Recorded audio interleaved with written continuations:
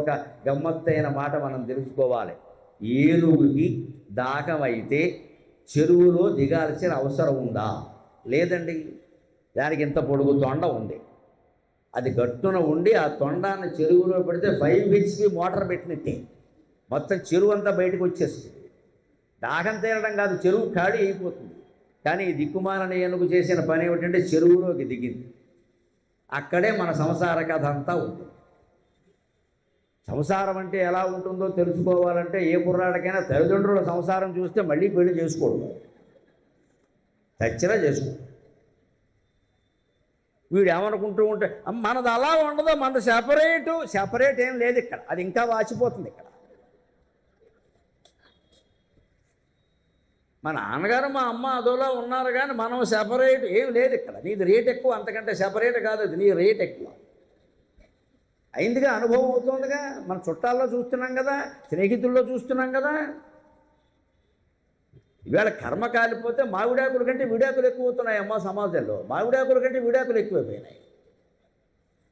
ఇదివరకు పెళ్ళి అయితే 100 ఏళ్ళు గ్యారంటీకి మాట్లాడడానికి వీల్లేదు. ఏదైనా సరే అదే భర్త అదే భార్య. ఇవాళ అలా లేదండి. 10 ఏళ్ళు కాదమ్మా, 10 రోజులు ఉంటే కష్టంగా ఉంది, 10 నెలలు ఉంటే కష్టంగా ఉంది. ఇదివరకు బాగున్నారా అని అడిగేవారు, ఇప్పుడేమో అన్నీ బాగానే ఉన్నాయా సంబంధాలను అడుగుతూ ఉన్నారు. మీ ఇద్దరు అన్ని విధాలా బాగానే ఉన్నారా, ఏం పొరపచ్చాలు ఏం లేవు కదా. ఇదివరకు ఆ మాట అనడానికి అశుభంగా భావించి ఇప్పుడు అడగాల్సి వస్తుంది, లేకపోతే అడగలేదంట. ఎందుకని వచ్చేస్తున్నాయి? ఒకళ్ళని మించి పోవాలని ఒకళ్ళకి తపన. భార్యాభర్తల్లో కూడా ఒకళ్ళని మించి ఒకళ్ళు వెళ్ళిపోవాలి. నా మాట చల్లాలి, నాకు ఎక్కువ డబ్బు ఉండాలి, నా పెత్తనం. మన మాట అంటే సంసారం నడుస్తుంది కానీ నా మాట అంటే సంసారం ఎలా నడుస్తుంది? అదే సరిగ్గా గట్టున ఉండి నీళ్లు తాగితే సరిపోయేదానికి గజేంద్రుడు లోపల దిగాడు. దిగి ఊరుకున్నాడా? ఎంత హంగామా చేశాడో, ఎంత ఆర్భాటం చేశాడో పోతన గారు చెబుతున్నాడు. ఇభలోకేంద్రుడు హస్తరంధ్రముల నీరెత్తించి పూరించి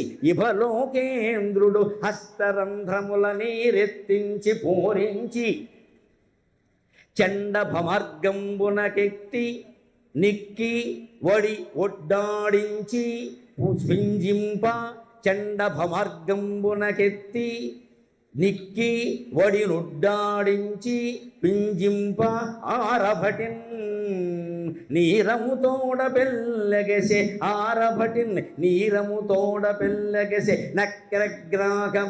నక్రగ్రాహ పాఠీరముల్ ఆరభటిన్ నీరముతోడ పెల్లగెసె నక్రగ్రాహ పాఠీరముల్ నభమందాడెడు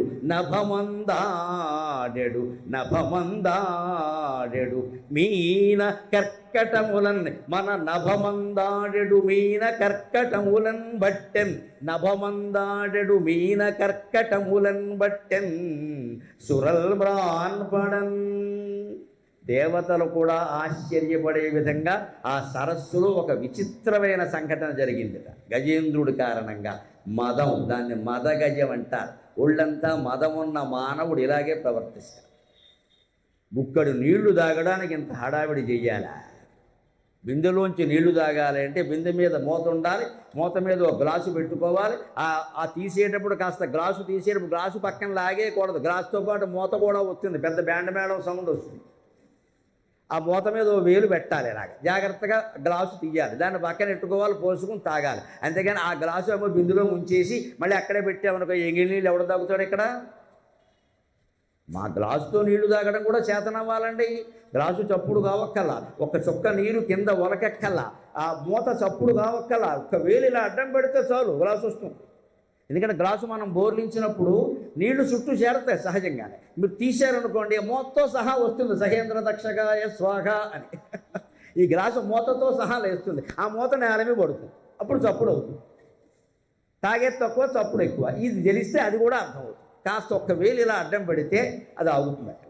ఇది తీసి కాస్త పోసుకుని జాగ్రత్తగా మనకు కావాల్సింది 1 గ్లాసు 2 గ్లాసులు తాగేది మళ్ళీ జాగ్రత్తగా మూతట్టేస్తే ఎత్తి పోసుకుంటే 1 గ్లాసుతోనే 10 మంది తాగచ్చు, ఇబ్బంది లేదు. ఎత్తి పోసుకుంటే చాలు, అంతకంటే రకాల. ఇది మంచినీళ్ళు తాగే విధానం, చిన్న విధానంలో కూడా. చెరువులో తాగడానికి ఒక పద్ధతి ఉంది. మెట్లన్నీ దిగి లోపలికి ఎక్కక్కర్లేదండి. గట్టు మీద నుంచి కాస్త చెయ్యి చాపితే కొన్ని నీళ్లు వస్తాయి, కొన్ని 2 మెట్లు దిగితే కొన్ని నీళ్లు వస్తాయి. ఈయన అలా చేయలేదండి. ఇహలోకేంద్రుడు అందుకే వాడాడు ఇక్కడ. ఏనుగులన్నిటికీ ఆయన అధిపతి, ఒక మహారాజు. ఆయన చేతిలో ఒక 10,000 ఏనుగులు ఉన్నాయి. అది గర్వం. నేను కింగ్ ఆఫ్ కింగ్స్. నేను మామూలుగా నీళ్లు తాగితే అలాగా, అందరిలాగా నీళ్లు తాగితే నా గొప్పతనం ఏముంది ఇక్కడ?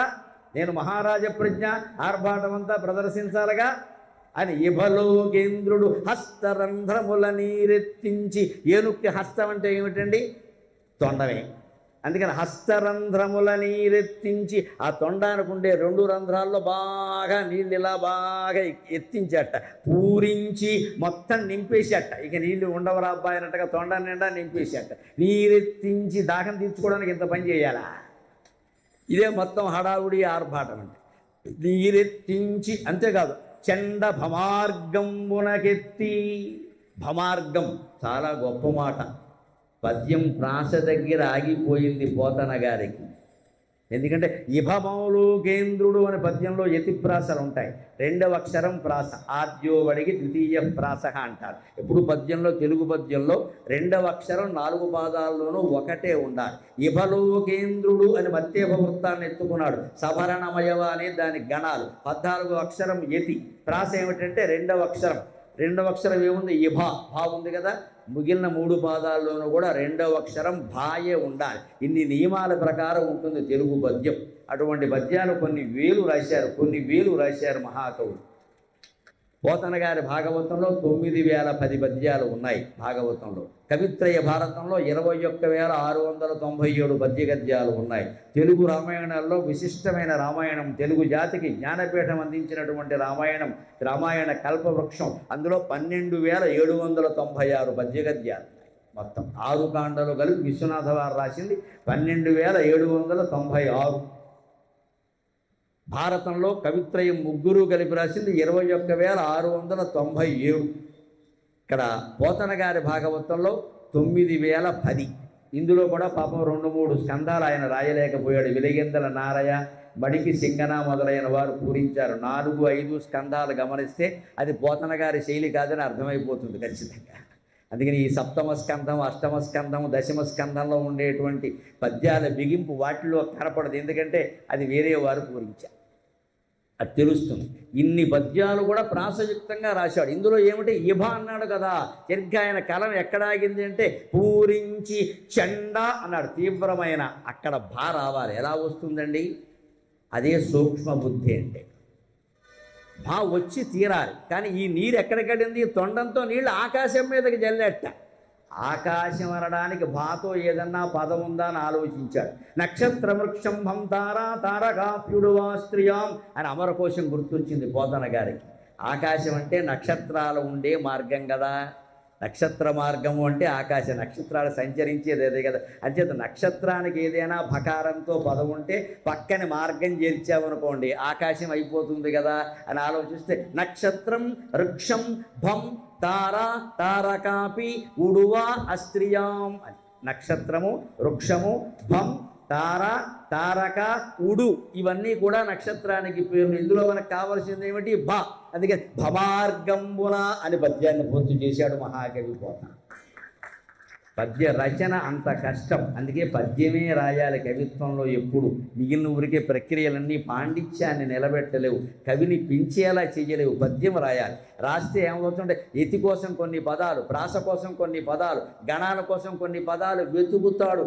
ఆ వెతకడంలో కవిగారి పాండిత్యం చాలా పెరుగుతుంది. వెతకడం లేకపోతే ఏం పెరుగుతుందండి? కష్టపడాలి కదా ఏదైనా. అందుకని భమార్గంబున అన్నాడు. తీవ్రమైన ఆకాశ మార్గం అని చెప్పడం కోసం భమార్గం అన్నాడు. చండ భమార్గంబున ఎత్తి అలా తొండాన్ని పైకెత్తాడు. నిక్కి అంటే చూడండి ఎలా పైకెత్తానో అని భార్యలకేసి చూశాడు. కరిణీ విభుండు మర్చిపోకూడదు. మొత్తం చివరి వరకు సాగుతుంది. ఆశ్చర్యం ఏంటంటే గజేంద్ర మోక్షణ ముగిస్తూ కూడా మళ్ళీ కరిణీ విభుండు వాడతారు. అబ్బాయి నీ జీవితం కరిణితో మొదలైంది, కరిణితో ముగిసిందిరా అబ్బాయి చెప్తారు. భార్యో భర్తో నీ జీవితంలో ప్రవేశించడంతో మొదలైంది ఈ సంసారం. అందులో ఒకళ్ళు వెళ్ళిపోయాక తగ్గింది అంతే కదా. ఇంక అంతవరకు ఉండేదే కదా.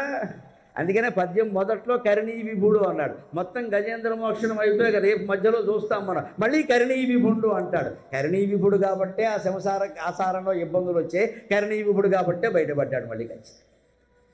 అంచేత ఏ సంసారం నిన్ను ముంచేస్తుందో ఆ సంసారమే నిన్ను బయటపడేస్తుంది. ఒక్కటే లెక్క, సర్వేశ్వరుణ్ణి మరవకుండా ఉంటే సంసారం మన ఏమీ చెయ్యదు, మొత్తం బయట.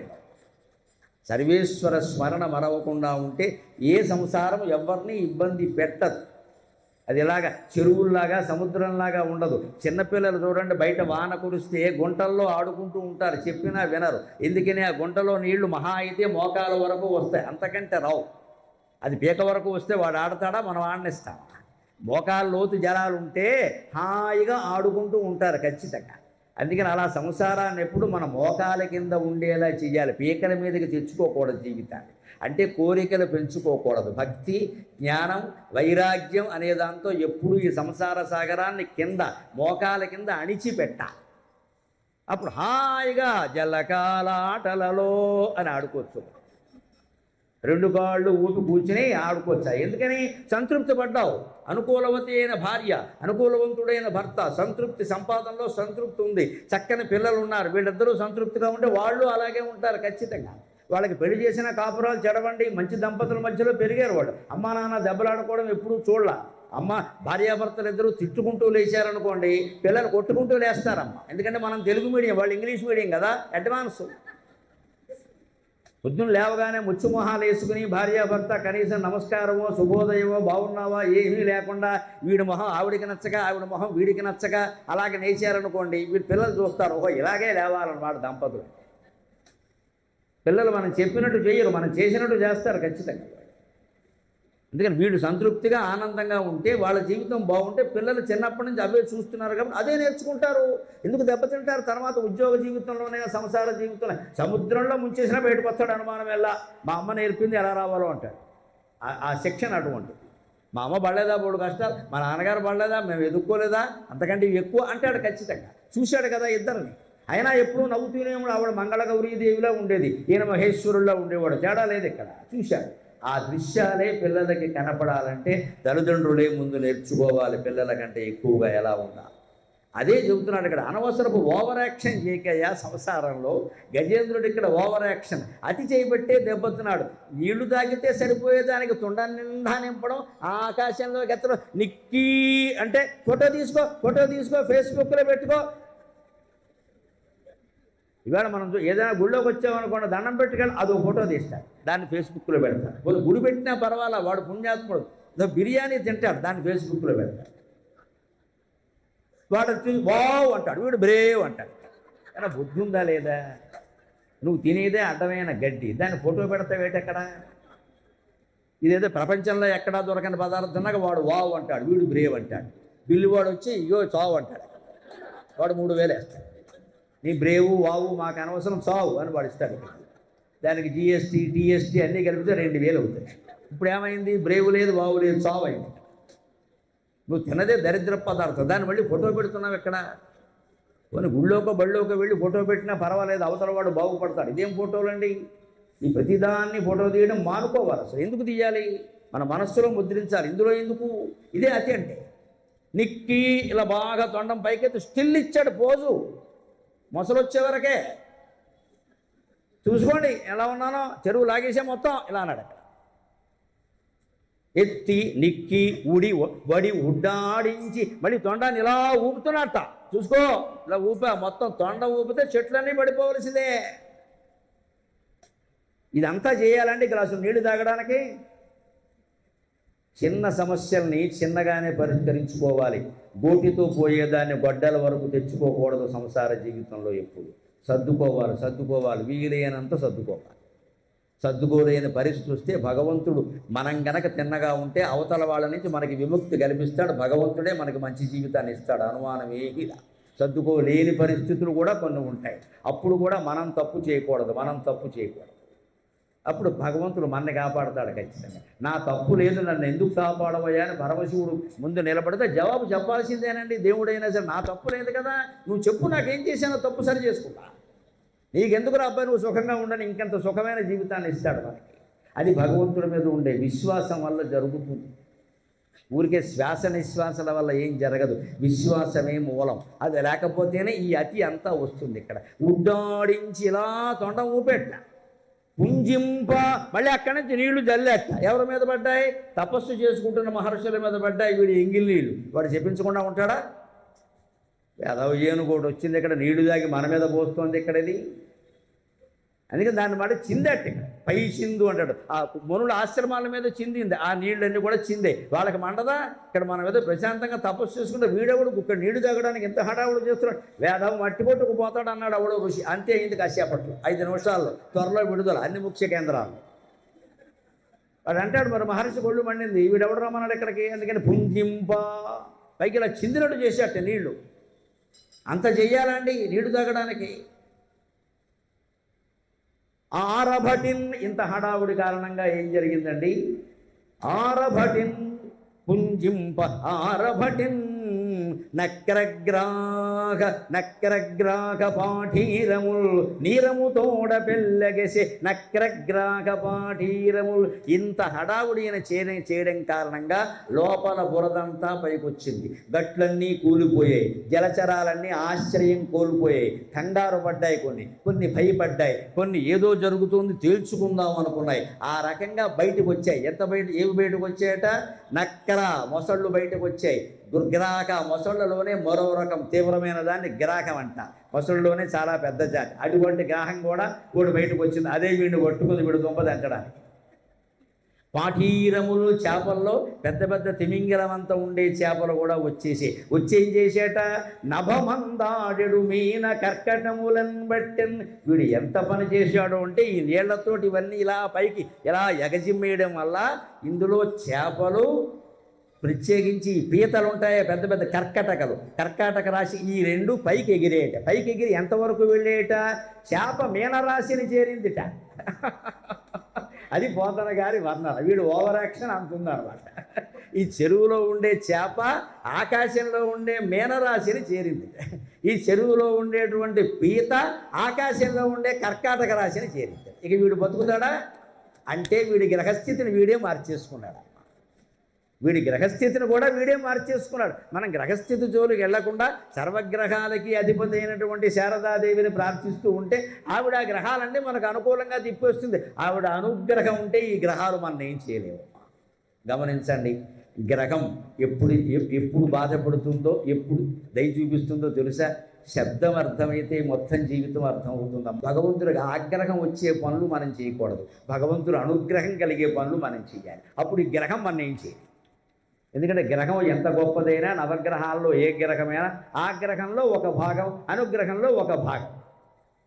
శబ్దం చూసుకున్న అర్థమైందిగా, అనుగ్రహంలో ఒక భాగం గ్రహం అనువిడిగా ఉంది. ఆ చేరుస్తావా, ఆ చేరుస్తావా, నీ ఇష్టం ఏదో ఒకటి చేర్చుకో. దేవుడికి ఆగ్రహం కలిగించే పనులు చేస్తావా? సత్యం పలకకపోయినా, ధర్మాన్ని పాటించకపోయినా అమ్మవారికి ఆగ్రహం వస్తుంది. సత్యాన్ని ధర్మాన్ని పాటిస్తే అమ్మవారి అనుగ్రహం కలుగుతుంది. ఏం చేయాలో మనమే నిర్ణయించుకోవాలి. ఇక్కడ చేపలు వెళ్ళి పైన మీనరాశిలో కలిసే రేవతి నక్షత్రం వాళ్ళందరికీ పట్టుకుంది, జాతకం మారింది. ఇక్కడ ఉన్న పీతలు వెళ్ళి కర్కాటక రాశిలో కలిసాడు. పుష్యమి, పునర్వసు, గోవిందా వెళ్ళారు మొత్తం. వాళ్ళంతా కర్కాటక రాశి కదా, వెళ్ళారు. అంటే ఇక్కడ ఉన్నవాడు అక్కడికి చేర్చాడు. అంత హడావుడు చేయాలండి. అప్పుడు వచ్చింది, ఎక్కడో 10 మైళ్ళ దూరంలో ఉందా మొసలి. దానికేం తెలుసు, వీడు వచ్చాడు.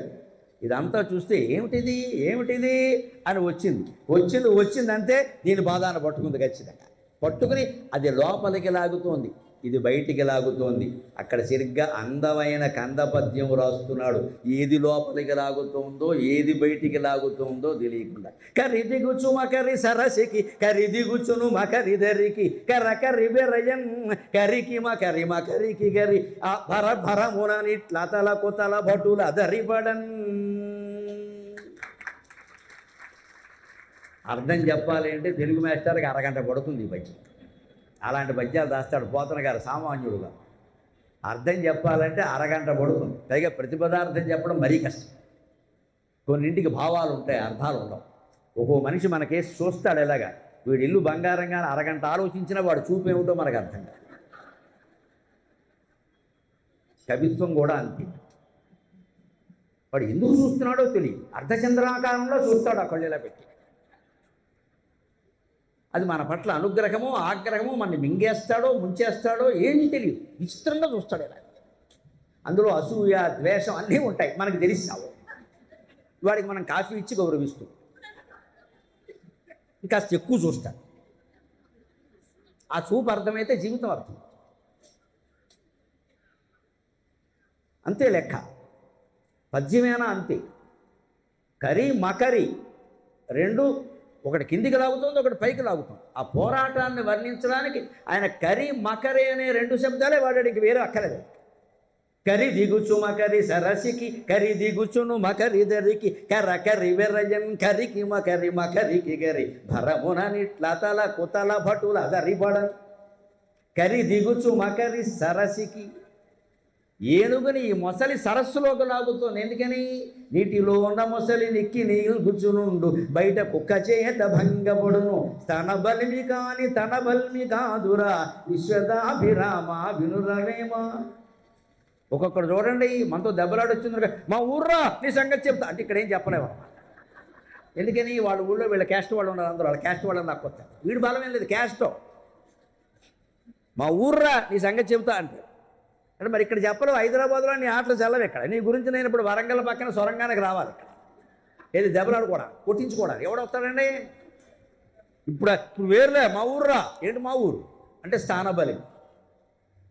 అందుకే చెప్పాడు వామన గారు, మొసలి ఇంత పెద్దది కానీ అది నీటిలో ఉన్నంతసేపే బలంగా ఉంటుంది, నీటి నుంచి బయటకు వస్తే విసిరి బారైచ్చు.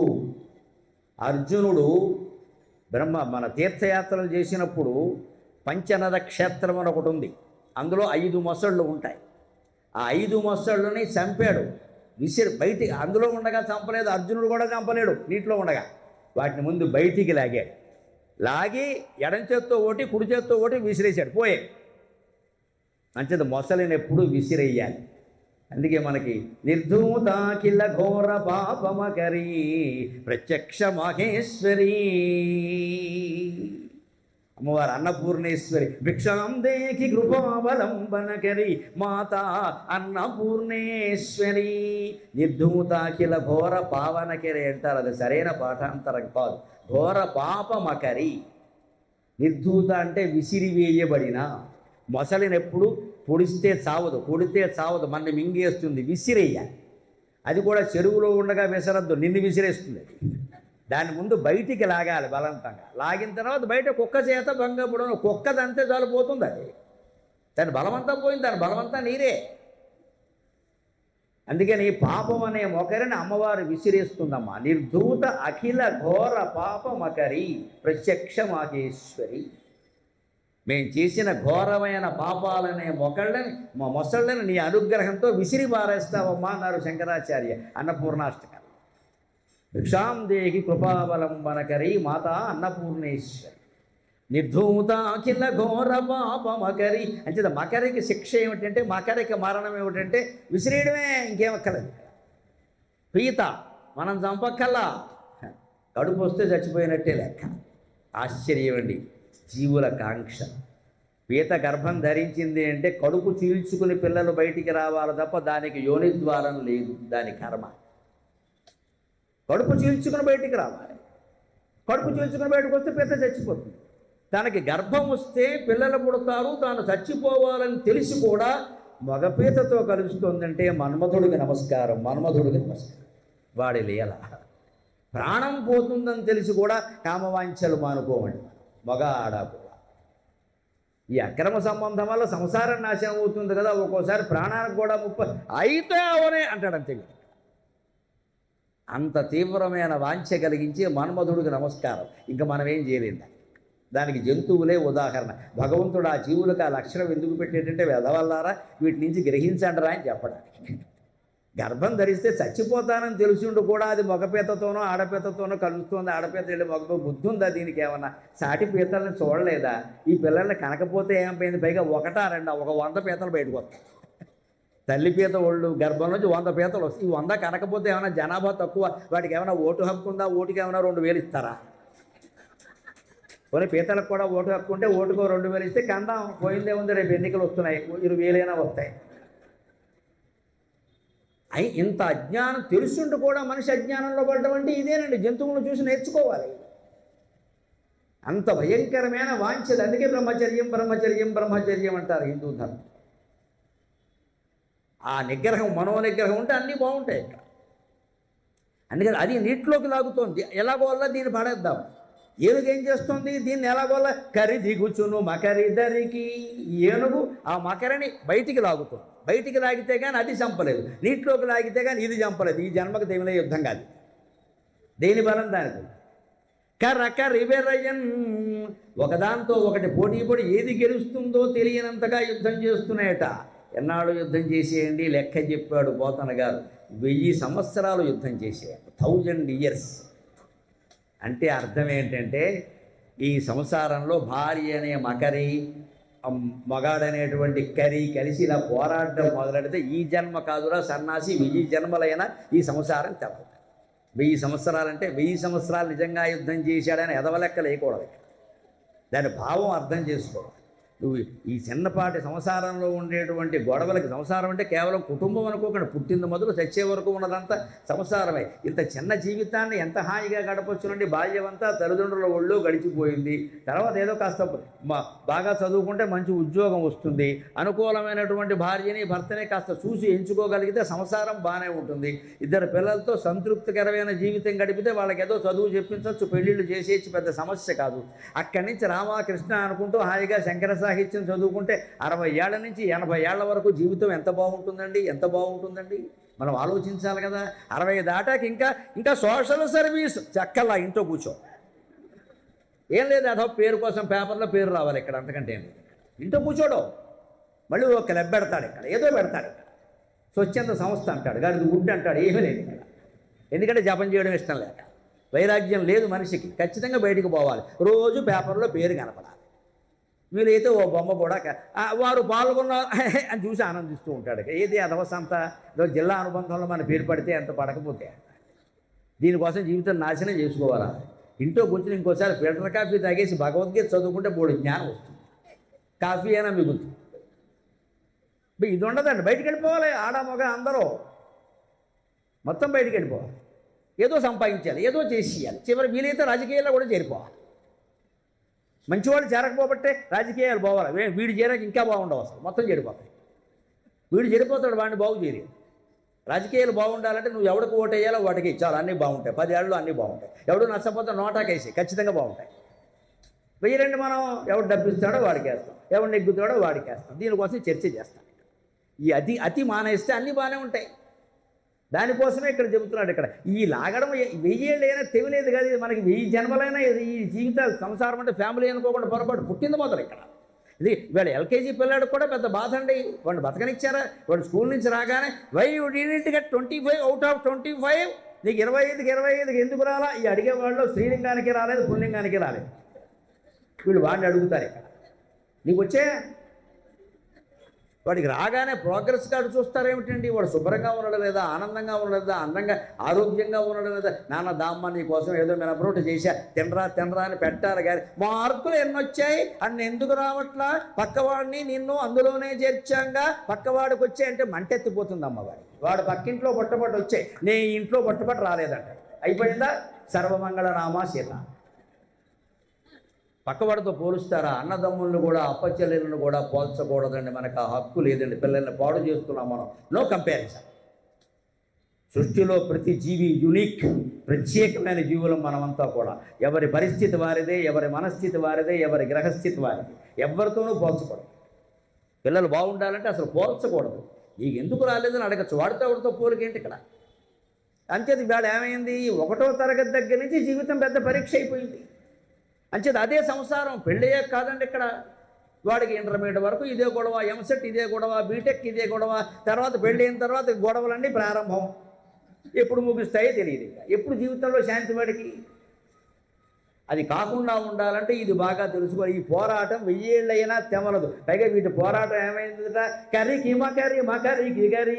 ఓసారి కరి గెలుస్తోంది, ఓసారి మకరి గెలుస్తోంది. ఎవరు ఓడిపోయారో ఎవరు గెలిచారో తెలియట్లా. మొత్తం మీద యుద్ధం ఎంతవరకు అనేది ఇక్కడ ఒక విచిత్రమైన పదం వాడాడు. భరముగా ఇట్లా తల కుతల భటుల దరిపడన్. అతలాకుతలంలో ఉండే భటులందరూ అదిరిపోయారట. మనం కూడా తెలుగులో వాడతాం. అతలాకుతలం అయిపోయిందమ్మా సంసారం అంట. అతలాకుతలం ఏమిటి? కింద 7 లోకాలు ఉన్నాయి, పైన 7 లోకాలు ఉన్నాయి. అతల వితల సుతల తలాతల మహాతల రసాతల పాతాళాలు, ఈ 7 కిందవి. అతల వితల సుతల తలాతల మహాతల రసాతల పాతాళ, ఈ 7 కిందవి. మన భూమితో కలిపి 7 పైనవి. భూలోక, భువర్లోక, సువర్లోక, మహాలోక, జనలోక, తపోలోక, సత్యలోక, ఈ 7 పై. మన భూమి పై భాగంలో పెట్టారు, గమనించండి పురాణాల్లో. ఊర్ధ్వలోకాల్లో ఉంది భూమి, అధోలోకాల్లో లేదంటే భూమి మీద పుట్టినవాడు ఊర్ధ్వలోకాలకు వెళ్ళాలి, ఆ ప్రయత్నం చేయాలి, కిందికి వెళ్ళిపోకూడదు. భూలోకం నుంచి కిందికి వెళ్ళకూడదు, పైకి వెళ్ళాలి. భగవంతుడు కిందికి వస్తాడు మన కోసం. అవతారం అంటే అర్థం, అవతారం అంటే దిగడం, ఆరోహణం అంటే ఎక్కడం. మనం ఆరోహణం పైకి ఎక్కాలి. భగవంతుడు మన కోసం మన మీద జాలితో కిందికి వస్తాడు. లేకపోతే ఆయనకి చేప అయ్యే కర్మ ఏమిటమ్మా, కప్ప అయ్యే కర్మ ఏమిటి, పంది అయ్యే కర్మ ఏమిటి మన కోసం కాకపోతే? మత్స్యావతారం, కూర్మావతారం, వరాహావతారం ఇవన్నీ మన కోసమే కదా. ఆయన హాయిగా లక్ష్మీదేవితో ఆనందంగా వైకుంఠంలో ఉండొచ్చు కదా. ఉండొద్దని ఎవరు చెప్పారు?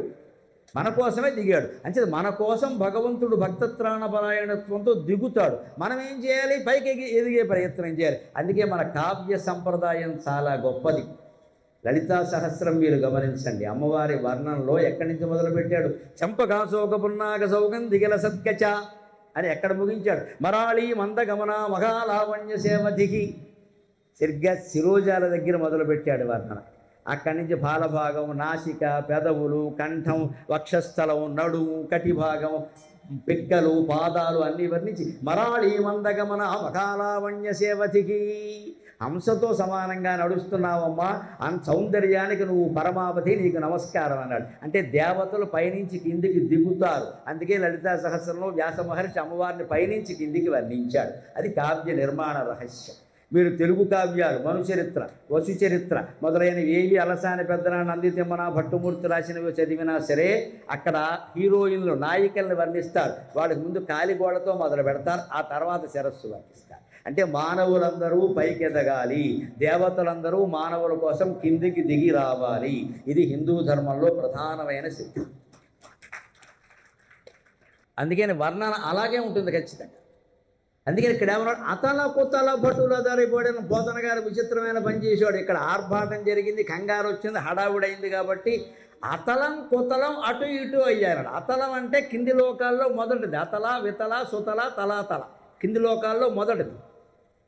కుతలం అంటే కు అంటే భూమి, అందుకని కుతలం అంటే భూమి. పై లోకాల్లో మొదటిది. అతల కుతల భటులు అదిరిపోయారు అంటే పైనుండే భూమి కిందికి వెళ్ళిపోయిందయా, కింద ఉండే అతలం పైకి వచ్చిందయా, ఈ ఏనుగు చేసిన హడావుడి. మన ఇళ్లలో గొడవలు, ఉద్యోగాల్లో గొడవలు, జీవితంలో గొడవలు కూడా ఏమవుతాయంటే పై వాళ్ళం కిందికి వెళ్ళిపోతాం, కింది వాళ్ళం పైకి వెళ్ళిపోతామండి. శుభ్రంగా ఉంటాడు, తినగా ఉంటాడు, 16 వస్తువులు కొంటాడు, ఈఎంఐ ఈఎంఐ ఈఎంఐ అని పెట్టేస్తాడు. ఒక 5 ఏళ్ళు వేసరికి జీవితం ఏమవుతుంది? కిందకి వెళ్ళిపోతుంది, ఇంకా పైకి రాదు. జీతాలు పెరగవు, ఈఎంఐలు పెరుగుతాయి. అంతకుముందు బాగానే ఉన్నాం కదా, ఉంది నీకు అప్పుడు నెలకి 4 లక్షల జీతం ఉంది, నువ్వు ఈఎంఐలు పెట్టుకుని నీ జీతం 1,00,000 రూపాయలు అయింది, ఉన్న ఉద్యోగం కూడా పోయింది. ఏం చేస్తావు? 4 లక్షల జీతం వచ్చేవాడికి నెలకి గొప్పగా చెబుతాడు కానీ 6 నెలల పాటు ఉద్యోగం వస్తే తల్లకిందులు అయిపోతాడండి మనిషి. 25 లక్షలు పోయి 50,000 జీతం వచ్చేవాడే వీడికి నయం, వచ్చినా పోయినా ఒకటే, లెక్క తక్కువ.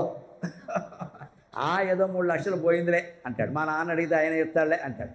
రిటైర్ అయిన సొమ్ములు ఉన్నాయి ఆయన దగ్గర, అవి ఓటుపోతాడు. ఈ రిటైర్ అయిన ఆయన కూడా 3 లక్షలు ఇవ్వడం పెద్ద కష్టం కాదు, 25 లక్షలు ఇవ్వాలంటే కష్టమే.